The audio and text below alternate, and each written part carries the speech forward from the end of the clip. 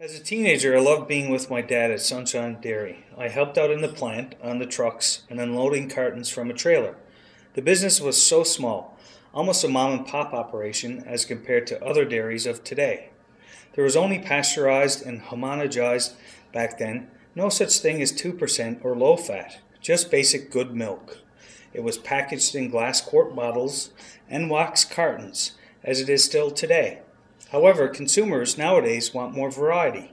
Yogurt, half and half, and sour cream to name a few.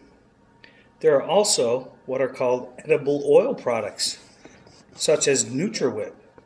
I've grown up on a farm, would rather eat dairy products and leave oil to car engines.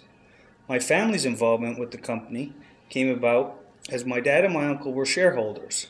Actually, my grandfather was one of the founding partners.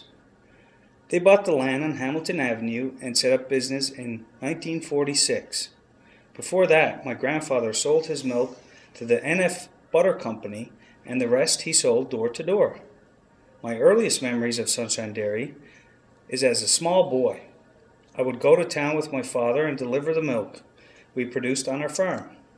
When we got there, Dad would take the 8-gallon cans of milk off the truck, and there would be a holding tank to put it in, and from there it would be processed. On certain days, I would get either a pint or a pint of chocolate milk, a real treat. Working at the dairy was great. In the plant, I had to take the milk off the assembly line and put it in the cooler. Learning about pasteurization and basic good sanitary practices.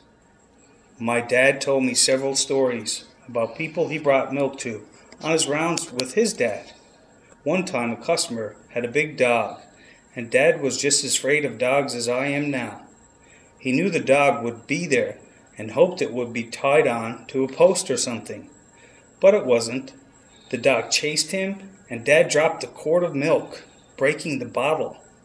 Grandfather got upset, and needless to say, Dad didn't go back to the next day with more milk.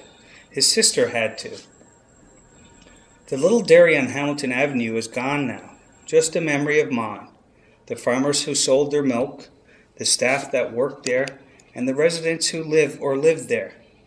One of my most prized possessions is a quart bottle with the Sunshine Dairy label on it. I heard from a friend that they are worth some money. My brother looked around the flea markets for such one, but he had a hard time finding any. He asked me for mine. I just laughed.